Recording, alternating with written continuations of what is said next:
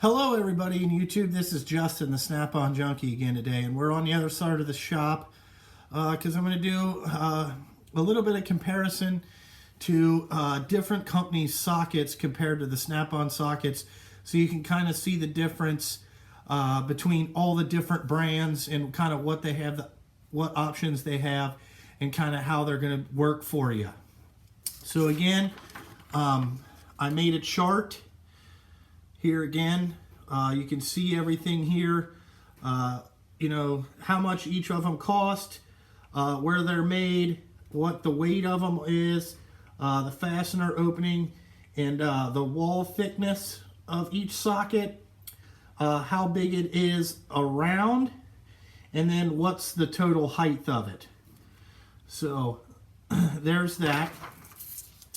So let's get into talking about these sockets. Now, a lot of people say a socket's a socket, and I kind of believe that too till I started really investigating these sockets and how they're made and everything like that. So we'll start with the impact stuff. So I'll show you all that first. So this is a regular snap-on impact socket, okay, 1/2 inch. That's what all these are, is 1/2 inch sizes.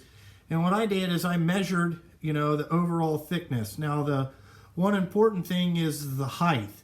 So this thing's only really about 3/4 of an inch tall, or no, 1 inch tall.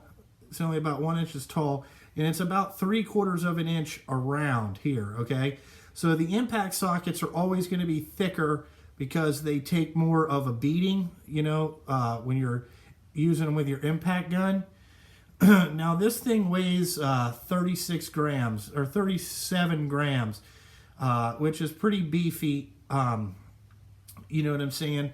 But all the impact sockets are a little bit different. A lot of the broaching depths are different and stuff like that. So an impact socket is really an impact socket.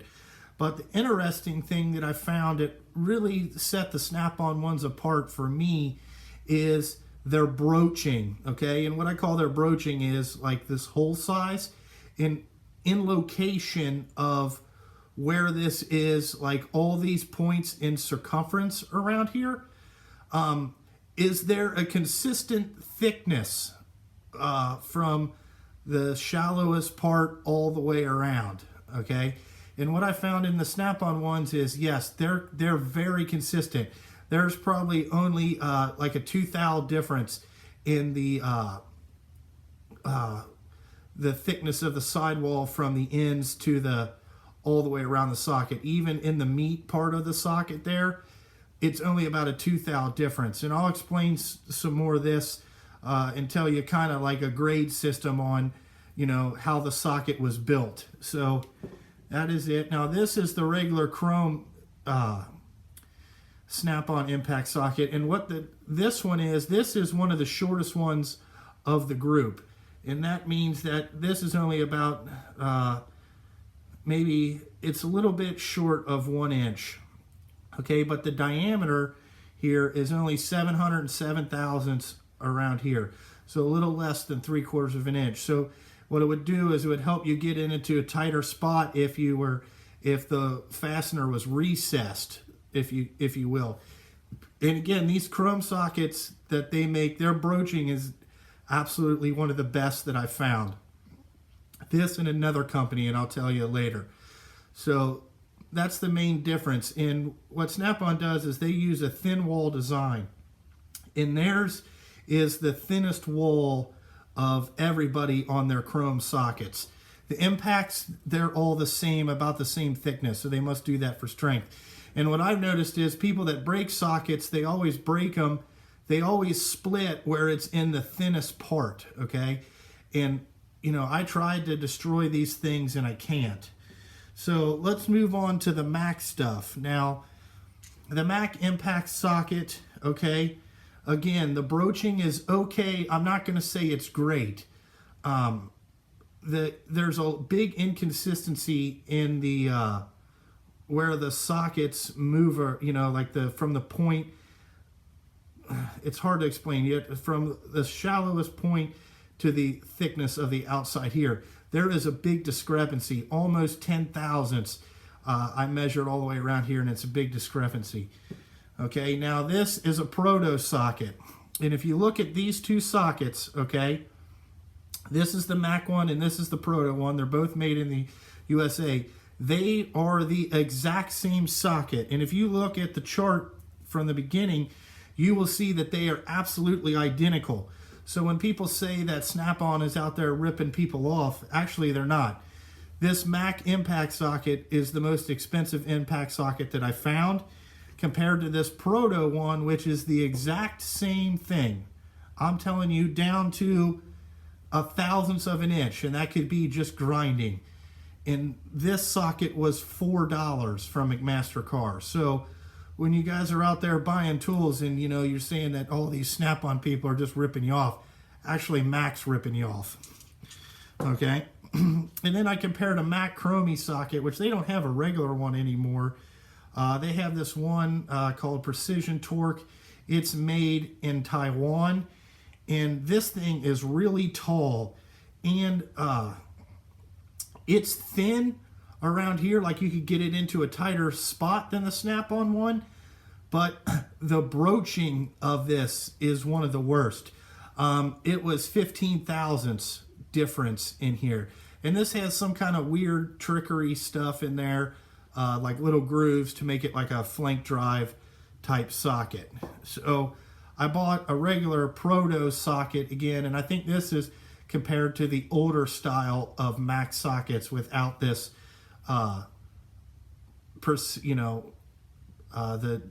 this precision torque deal thing, some kind of gimmick they got. But so the Mac socket, now again, this thing is almost as thick as a impact socket, very close. Okay, and again, their broaching was a little bit better. It was under 10 thousandths all the way around on wall thickness and stuff. So these were okay. Okay, now I'm going to get into another US brand. Okay, and these are Right Tools sockets. Okay, and these are really good too. They all weigh about the same, but their impact socket compared to their chrome socket, again, the exact same wall thickness. So, this chrome socket you could almost use as an impact gun because the wall thickness is pretty thick. And again, their broaching was really good. It was one of the best. Their broaching system, this was only 2 thousandths difference in each one of these points on the wall thickness, and the same as their impact socket. And these things were only $5. So, again, this would be a quality product. If you were looking for something cheaper, these Right sockets would be okay. Okay, now the rest of this stuff, let's get into I'll do the Carlisle impact socket and the Pittsburgh. Now again, both of these sockets are made in Taiwan. Okay, and again, these two are very, very similar to each other here in their gram weight, construction, everything. There's not much difference. The only difference is the Pittsburgh socket is a little bit thicker, so you probably wouldn't be able to get that into the tighter spots as the Cobalt one. But I have a feeling there's something to this that I'm going to talk about in the rebranding video. But again, very similar, guys, very similar. In the Pittsburgh one, this is the cheapest impact socket that you can buy. It came in at $1.24, and this Carlisle one is $3. So, or the Cobalt one is $3. Sorry. So that's really the difference I found in impact sockets.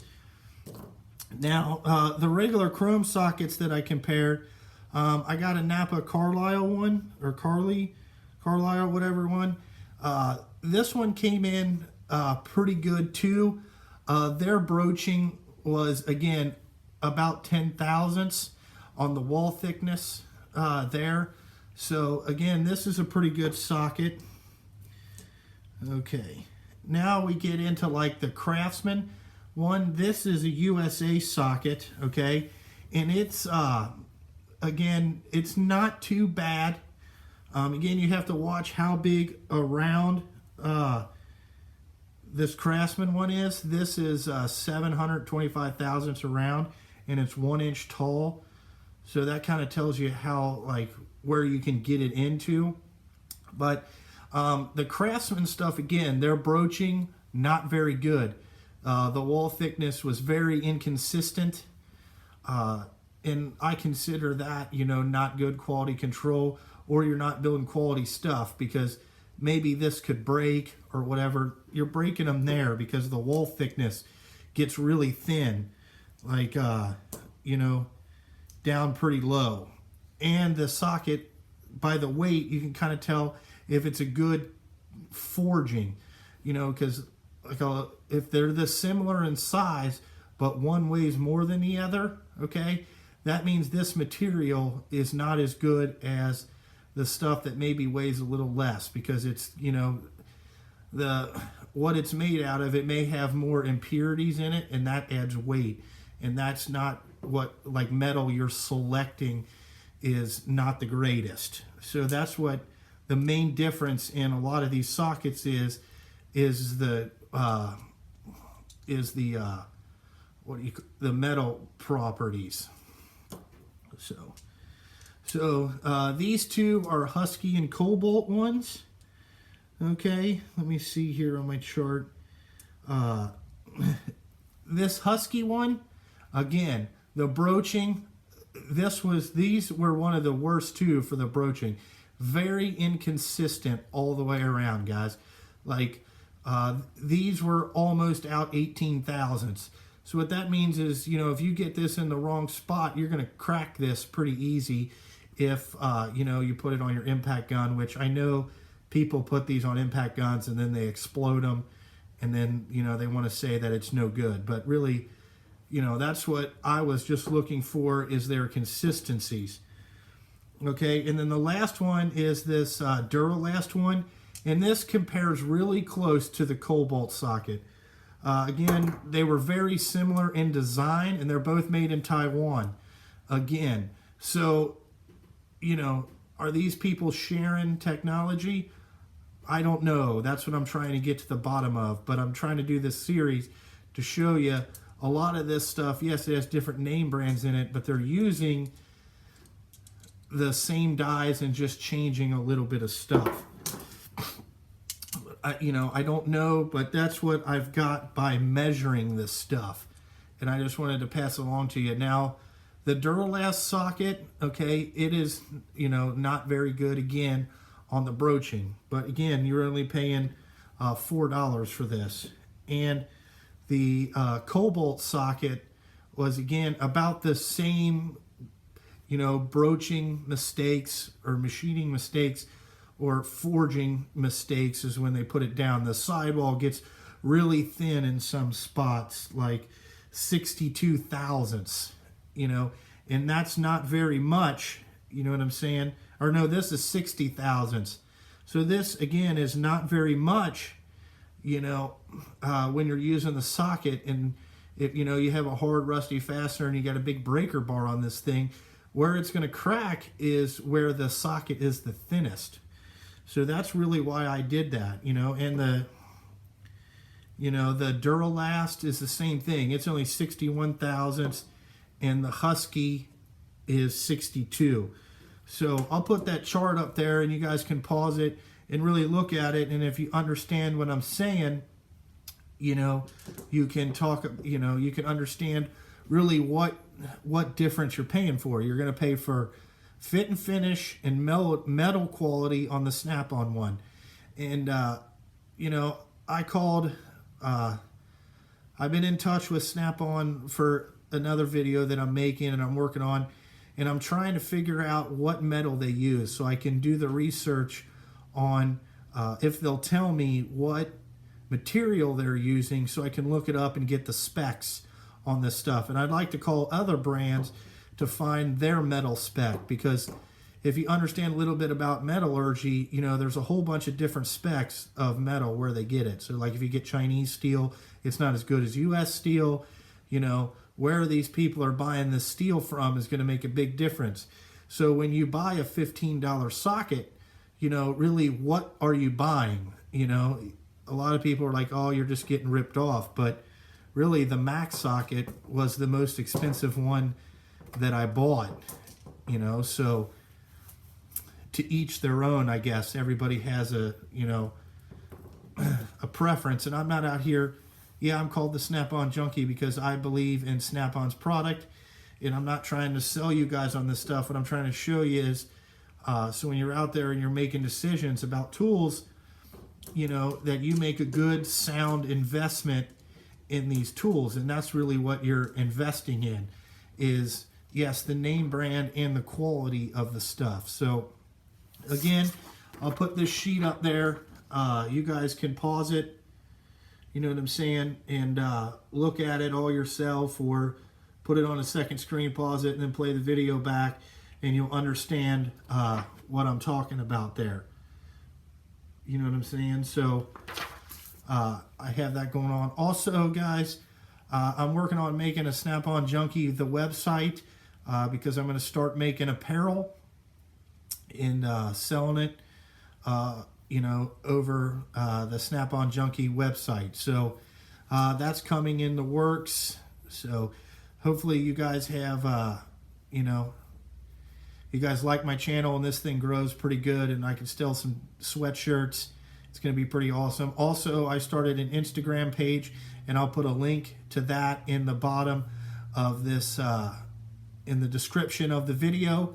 And then you guys can subscribe to my Instagram page, and I'm going to put pictures up there of the wrench sheet and the socket sheet, and then we'll go from there. So, like always, guys, like, comment, subscribe. Give me a thumbs up, thumbs down. I really don't care. You guys have a good day. See you on the next video.